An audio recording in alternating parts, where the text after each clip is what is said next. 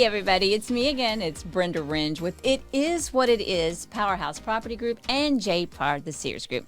Thanks so much for tuning in. You know, we really appreciate when you will like, subscribe, and what? Share. I need you to do that because I'm really trying to grow this audience, because I really believe that by starting It Is What It Is, it's talking about our real estate people, the relationships that we build. And I really think that highlighting our agents, because not only are they just realtors, they also do things outside of that within the community. And we have so many different realtors that just get involved with different organizations that are really community leaders. And today, that's what we're going to do. We're going to spotlight NAHREP Houston. So right now, I want everybody just to welcome, as I've got two beautiful ladies in the house. We've got Olga. And then we've got Rosaura. Yes. You love the way I did that? Right. Yes, I loved it. I always do that. When I can't pronounce certain names, I feel like I'm going to just mess it up. So yes, we got these two beautiful ladies. Now here's the exciting part.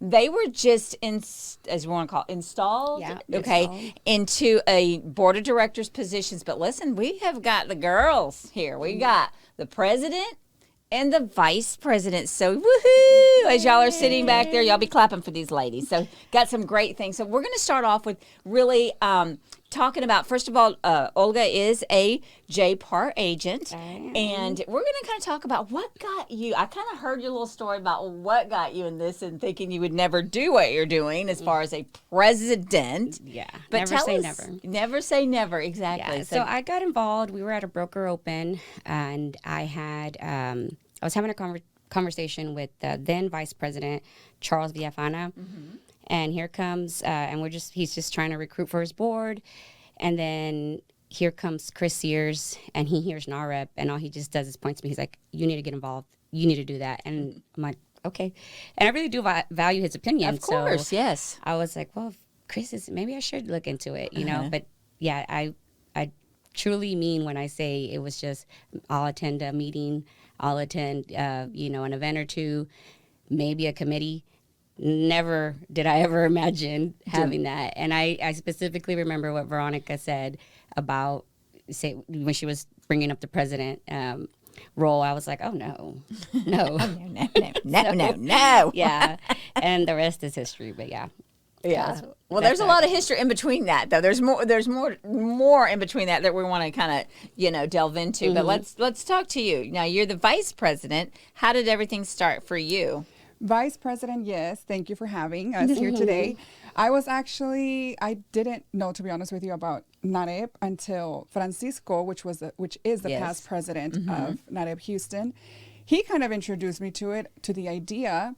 And well, at that time, I've always been wanting to help in some sort of way, not just my clients, but also, other realtors. And because I started digging deeper, I did my little research on NAHREP, and I'm like, wow, this would be great for not only our agents, but other people that we work with. If you don't know something, I'll send you there. And they'll have it. They'll have every type of resources for us. And I said, well, this is perfect. This is because I've been wanting to get involved into the community. Now, I will have to say this is definitely out of my comfort zone. Just being in an association and knowing that I have to, have that time to be involved. Yeah. Completely of what I'm used to. Yeah. So I decided, you know what? I need to get out of that comfort zone. Yep. I need to be able to help in whatever way that I can, and I'm going to do it. So I did it, and who would have thought that I would have been vice president this year? So best decision I made. And I think our conversation, whenever we brought it up, it was over tacos as well. It was over breakfast. It was, because I remember over breakfast tacos. Yeah, I was trying to convince her, so. Yes. So yeah, it was. I think so too. So because I know Veronica said NAHREP was started over a breakfast tacos. Yes, she mentioned that. And then her conversation we ate breakfast. It was that I remember that day. So it was a good breakfast too. Yeah, I can see that. It was good. So and then we had a good conversation, and she was like, "Well, let me think about it." And I was like, please. I saw a lot of potential in her. So. Yes, exactly, and that's the beauty of that. So for people who don't know what NAHREP is, So NAHREP is the it stands for National Association of Hispanic Real Estate Professionals. We are the Houston chapter. Right. So that means there's other chapters. There's other chapters locally. Here, there's 3 locally in the Houston area. There's NAHREP Katy West Houston. Then there's NAHREP North Houston. And we are, they refer to us as Greater Houston or Houston. Gotcha. So, and then there's over 100 chapters nationwide. So over 40,000 members. So yeah, it's big. We are the biggest trade association, Hispanic Trade Association. And so for people to understand that, what is the mission of NAHREP? What are we accomplishing? What is our goal? What's our goal? Sustainable home ownership for the Hispanic community. You want to? No, you. Oh, okay. I'm gonna go any, mini, mo. The goal, yes, the mission for NAHREP is the advancement of sustainable home ownership for Hispanics. Right. And they do that. They have 3, I guess, kind of pillars. You could say they do that by networking events and educational events. They also do that with, so they advocate for policies, not politics. So we're not a bipartisan association. And they advocate for housing, fair housing, inventory, access to credit, and immigration.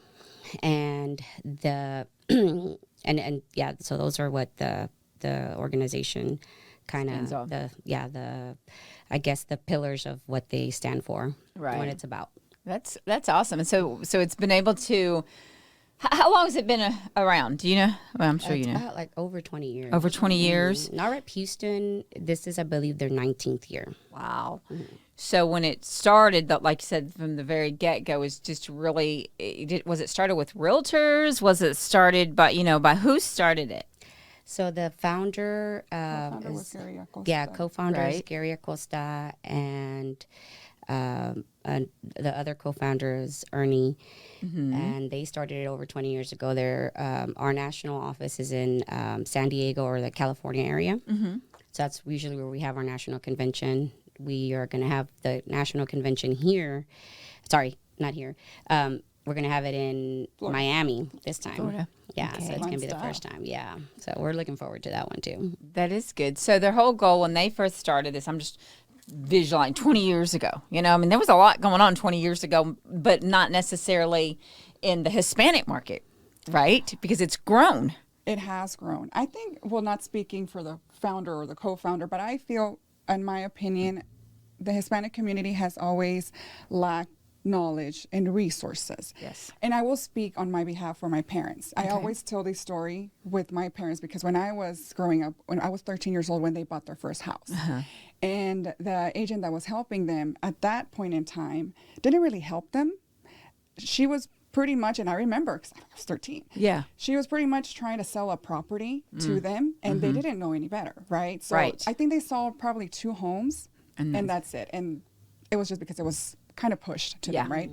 All of the contracts, they just signed. So you're signing your life away.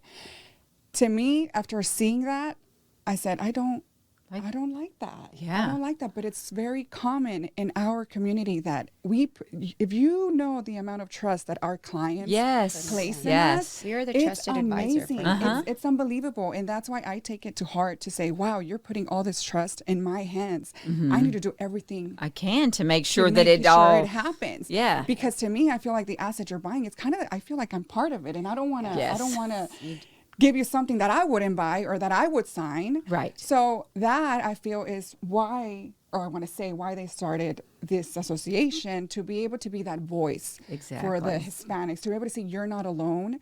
We're here. We got your back. Right. So uniting all of those real estate professionals, not just realtors, but lenders, and, Title the recession at Yeah. one point was part of the fact that they didn't know what they were signing, right? Yes. So to me, I feel like that's It the is, community yeah. of the NAHREP. community of not Yeah, it was definitely, it's more, so NAHREP doesn't necessarily, well, us obviously as as in our professions, we do deal directly with our clients, but Right. we, as a NAHREP, as an organization, empower the real estate professional, whether it be in lending, real estate, a realtor, or title, to how to better work with the Hispanic community, how to serve them better, because they do have certain nuances that are unique to the Hispanic culture.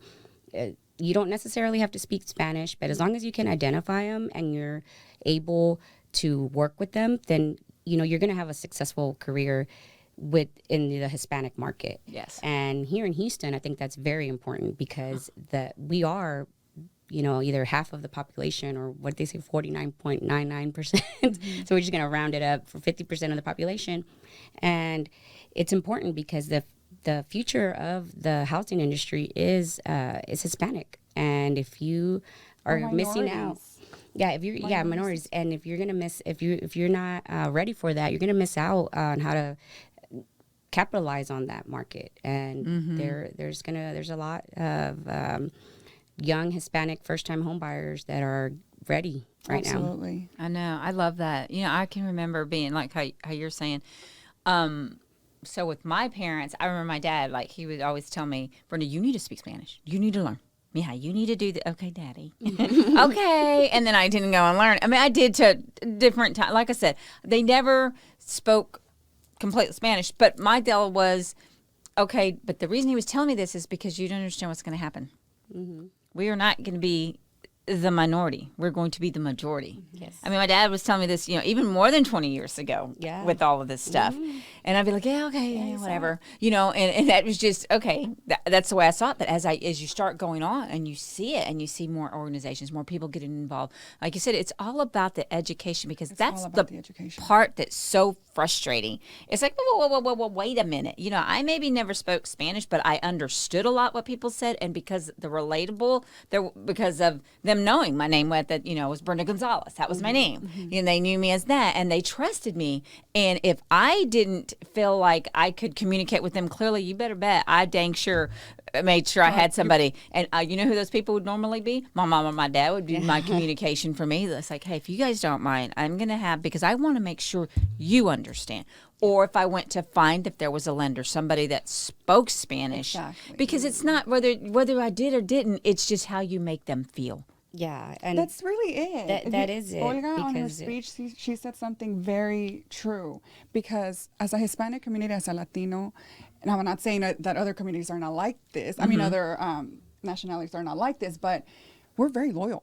Yes. You make us, I don't care if you speak French, English. You make me feel. If you make me feel like you're with me, I'm going to be loyal to you till I die. Yes. Yeah, they do. And that's so true. And understanding that, like, again, to what I pointed out, and it was kind of funny, but you whenever you have somebody, and like I said, my parents' realtor, he didn't speak Spanish, but he catered to the Hispanic, he had all of my family's transactions. Yeah. And also, like what I was saying to the lending side, there's certain things that Hispanic cultures do, and I've had I think it was a young lady. She got her down payment through a tanda. Not a lot of people know what a tanda is, and tell them what a how tanda do you is. Yeah, tell them what a tanda is. Essentially, Everybody a tanda puts is a savings between friends. Yes, Yeah. it's like a savings between friends, and you get it all. Why? Because we probably don't trust banks. I don't know,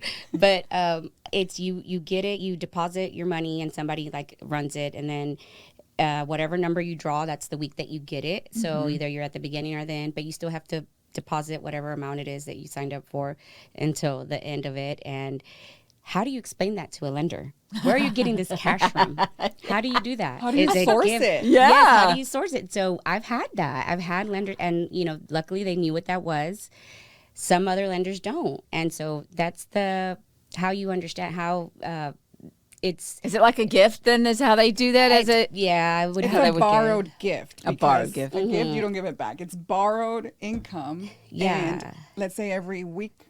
Yeah, it's like on a everybody weekly pitches basis. Right. Like a loteria. Yeah, but I mean, but how do you source it from a lending standpoint? You can't because it's cash. Right. Yeah, and that's another thing, it's cash. Cases, And then maybe it could nobody be puts it. sell. Yeah. or Zelle. write a check. Yeah, it could. Then you can source it like Yeah. that. But still, how do you explain why are you getting this income? Why are you getting $10,000 deposited in your account? Because my friends Yes, love me. My friends love me, exactly. So it's actually it's a savings account is what I referred to it, but not in a bank. Because it really is. I mean, but yeah, that's why it's important for people to understand that. Because isn't it like then people take turns? It's not like The people Yeah, take people you take get turns turns to get the lump sum. but Yeah. like over how length of time? However, It could be a year. Yeah. The treasurer, I guess I'm going to say Yeah, the treasurer there you go. determines the length. Uh-huh. Could be a year, could be 6 months. And then you also have to take into consideration how many people are involved. Mm-hmm. And I go back to the whole trust thing because imagine, let's say that I get my tanda Mm-hmm. this week and we have to put back into the account next month. Mm-hmm. Well, I need to give my part too. It's Yes. not like I just got my money. So, hey, I'm leaving. Bye, guys. Yeah, you gotta keep going. We keep Trust. going and going. So it's that trust that we have with the yes, with the community, with our and the friends, recipients. yeah, That is so- participants, exactly. So yeah, that's something unique to our culture and how that's done. I'm not saying everybody gets their down payment like that, but Right, no, that but is how some people do get down payments like that. And that's very unique to our culture, I feel. And if they don't understand, they're not gonna let you use it, and that could hinder your deal. So yeah, like nope, sorry, can't source it. But yeah, so that it's really important. It's really important for people in the real estate industry to at least try and either have the patience. Like I said, whenever I was younger, I was translating legal documents for my parents, Right. and they trusted me. Here's the real estate professional looking at me like, your parents are trusting you. Like, you better make sure you read it correctly. And that's just how it was. Yeah. And now, we're here, NAHREP is here to educate the real estate professional so that way they can in turn serve their clients better, Yes. more effectively. Yeah. And so like with the organization, you have people who do so you get sponsorships for your events that you put on. How do y'all come up deciding what's a good event to do? So we, as a chapter, right, Have we have 6 it's 4 main ones. locally. Yeah, we have 4 anchor events, and the first one is an installation. Then there's we usually do 3 educational or 2 educational events, and then a business rally at the end of the year. So we just kind of come up with themes. We have a great events director, Ricky Gonzalez. Yeah. So he is awesome. He seems really cool. He's fun. When I was speaking the other night. It was between him and Rosaura when it came to vice president. But he's so good at events in his director position with events, and I was like, well, I don't want to remove you from that either. And and then Rosaura has just this really great personality. Yes. I think she'll be great in the president role. So I think that was kind of like the deciding factor. Yeah. Because they're both amazing. Yeah. But you. Ricky's going to be next, though. Whether he like it or So not. you'll know. And so, that's how kind of we determine I our feel like we events. have a great team board of directors. Yeah. We've had. Last had- year was my first year as a board in the board.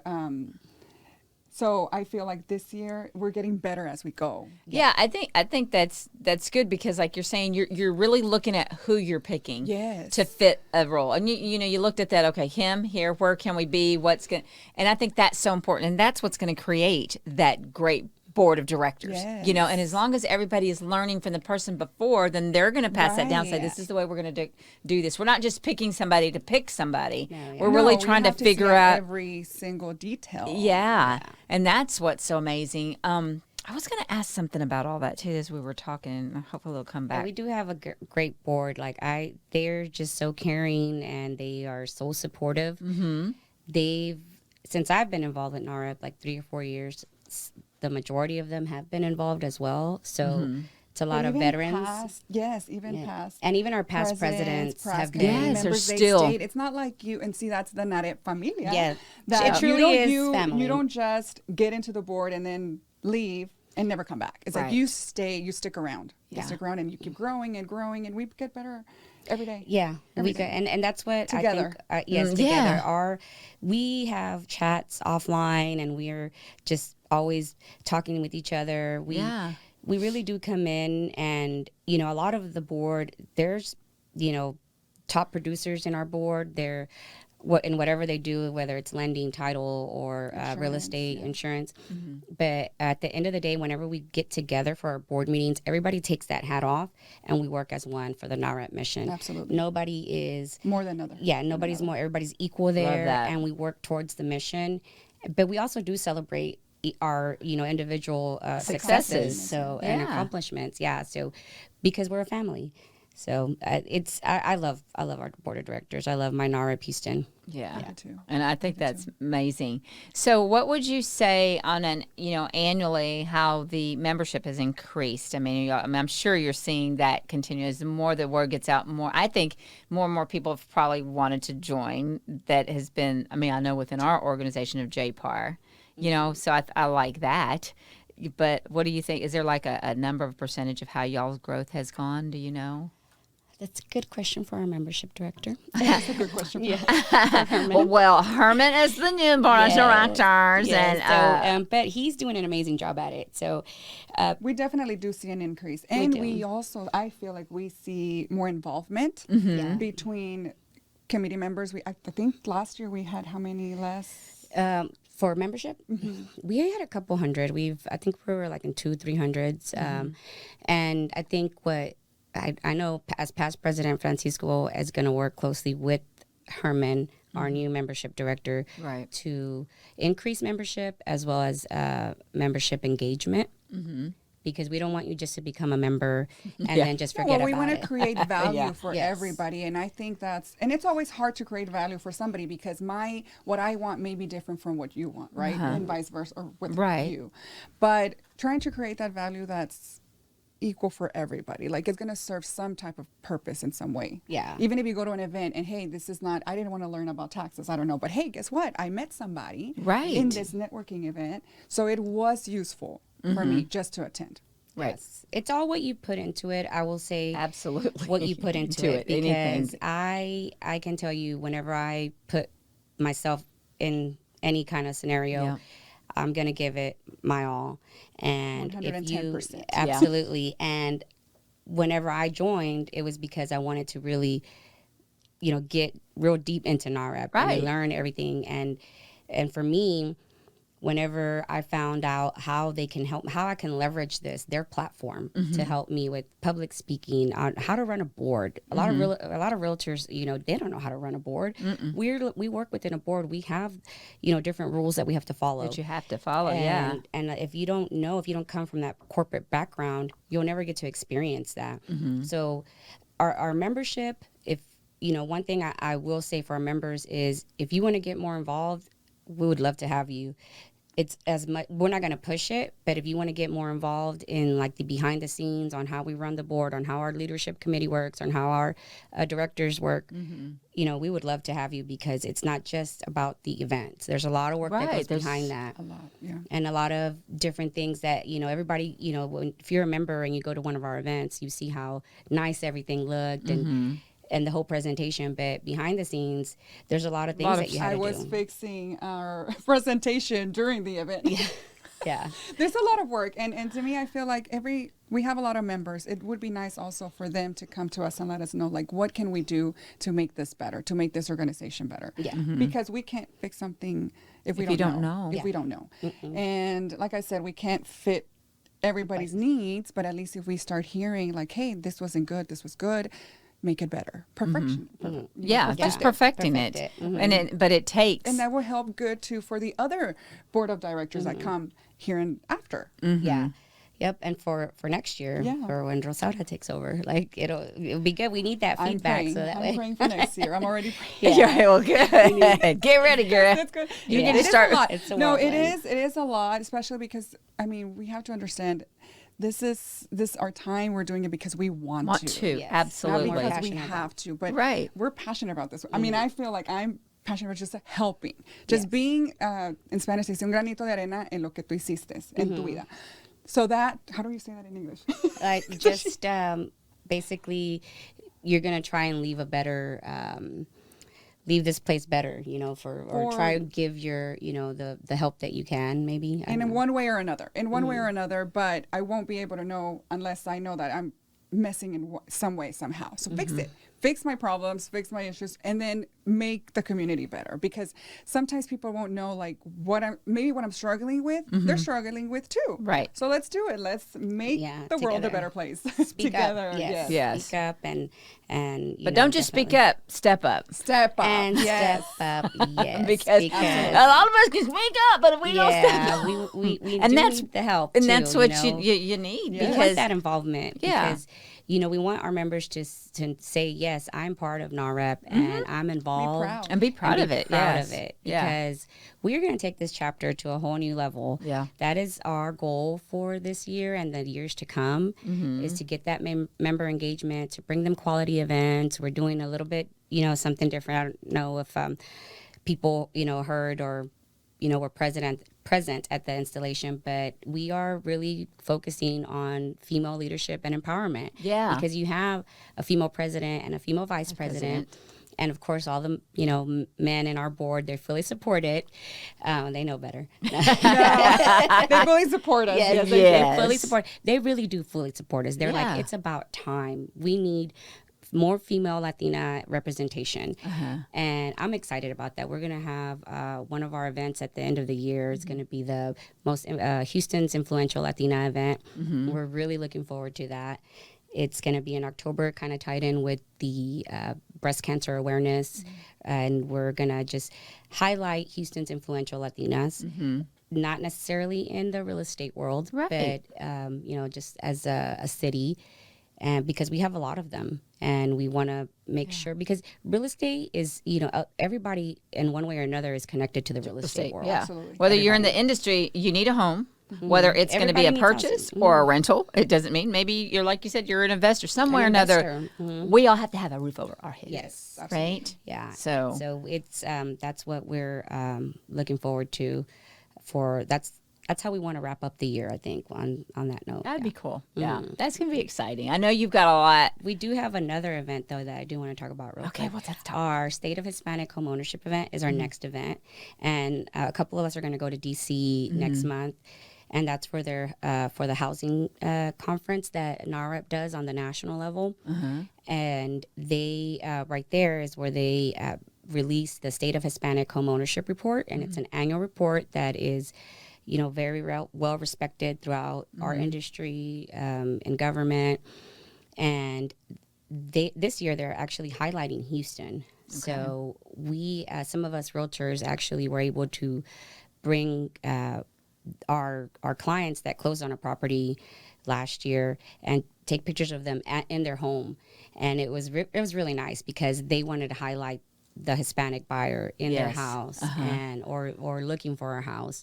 And so we're gonna take that from the national level to the local level. We're gonna have the photographer there that shot because they're gonna make the cover of the report. It's gonna Houston is gonna be on the cover. Okay. And we're going to highlight him and maybe even some of the buyers just to come and talk about their experience. And the report, love it. It gives like a little insight on, how many, were there any gains in Hispanic buyers?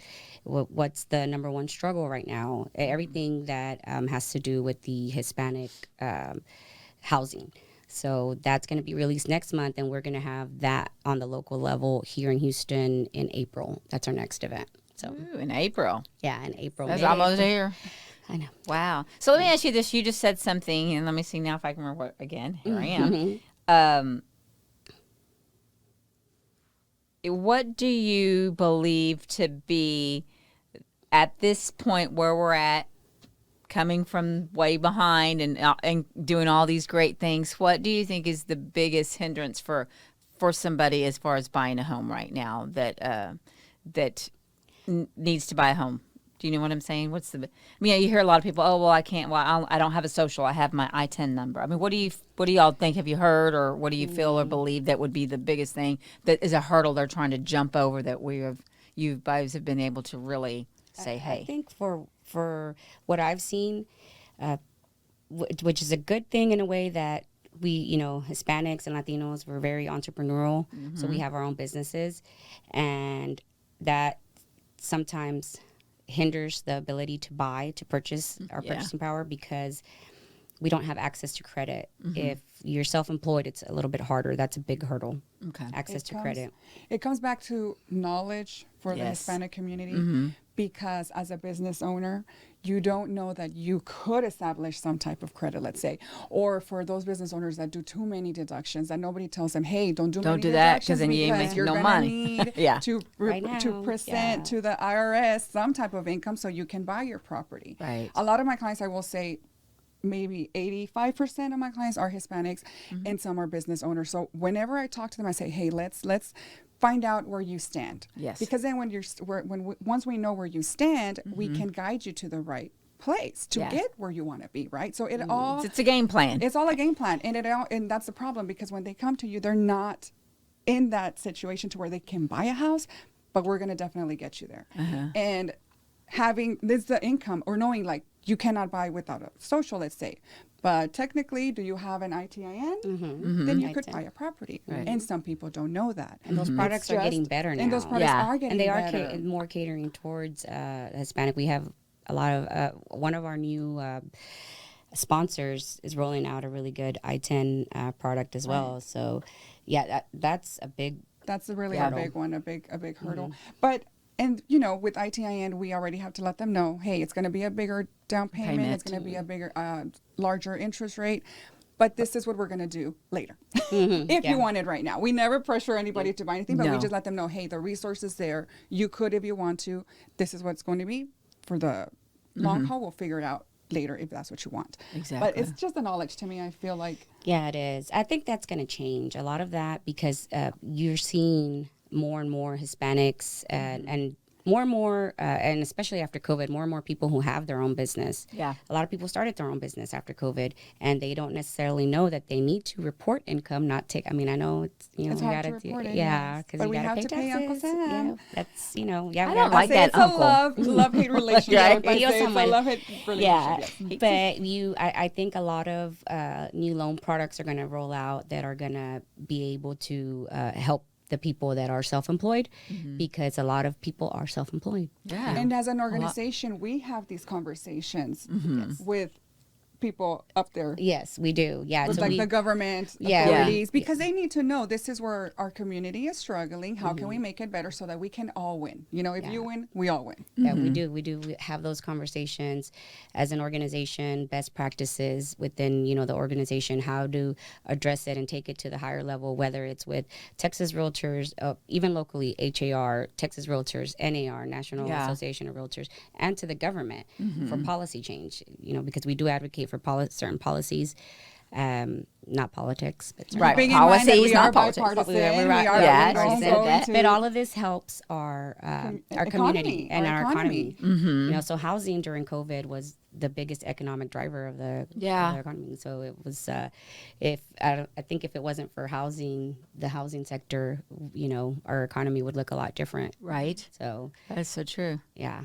You know, it's amazing. I love it. You know, I'm proud of both of you. Thank you. I love hearing what y'all are doing. I'm glad that you finally have me on here. I'm Brenda's business partner, and she's already released a whole year of podcasts, and now she's never invited me. It's because now you're president of NAHREP. Of course, it has not been a whole year. Hers lying, but no, I'm just waiting for the right. You know, no, I'm playing. I know you are, but yes, I love it because that's what I've always told her. We're glad that you actually had us on here, because especially right after the installation, and for us to spread the word about NAHREP and our chapter, and what a great year it's going to be for, you know, full of events that are going to bring a lot of knowledge, a lot of good networking. We have really fun events, but it's fun in a good way that you're still getting educated. All of the NAHREP events are fun. I don't know why. Yeah. They're just it's fun. because it's the people too. It is. I mean, the make Latino it fun. Cultures, yeah, we're very fun. Yeah. You know, but it's because be like good. you said, it's your family. You're all getting together again, and you don't. Well, that's that's not what a we reason do. not to have. Is like we invite everybody, tíos of tíos, primos of primas, right? And then you just become a big whole happy family. Yeah, exactly. So that's why. So you know, I'm excited. You know, hopefully this year I'll be able to come see more things and support you more. That is my goal for this year. Because I really didn't get to do anything last year. I think one event I went to, and then I got sick, and then I was like, oh, I can't, and I never went back to anything to help. But I'm excited, and like she says, she's part of my other half of our Powerhouse Property Group, and she knows I got her back. Yeah. So, and the thing is, she's got a role to play. And she's, we're here to support her. Yes, exactly. And that's what we're going to do. That's what you do. Yeah. When you're a team of people. Yeah. And she has a great team behind her as well. Mm-hmm. They were actually our title sponsor for the event, and everybody from your crew came and showed up, right? Everybody that was in town, yes, absolutely. Yes. And that meant wonders. And the ones that weren't in town had FOMO. They were still sending me messages, and they're like, "Oh, I wish I could be there." But that's as a team and as the people that I surround myself with, especially Olga. Right. It's about that. It's about empowering one another, knowing that no one's nobody's better than the other. Yeah. One upper. No, it's like, wow, I love to see you shine. Well, I love to see you shine, and that's how we are. I feel like I feel that's how it needs to be. Yes. With the people that you work with, or the people that you surround yourself with, because I've known in my life, I'm sure we all have in our lifetime, that we have those one-uppers. It's like, okay. But you have to have that abundance mindset. Yes. Because you have to believe that there is enough to go around. There is. The sun shines for us all. It's right. And if you have that scarcity mindset, you're just going to limit yourself. Mm-hmm. So if you have that abundance mindset, you're gonna succeed, and everybody around you will succeed. And I agree. That's what I and I love it, and I really believe that I see that within this NAHREP organization. Yes. And I think that's beautiful. So, what else can I say? Is there anything else y'all want to say before we shut this mic down?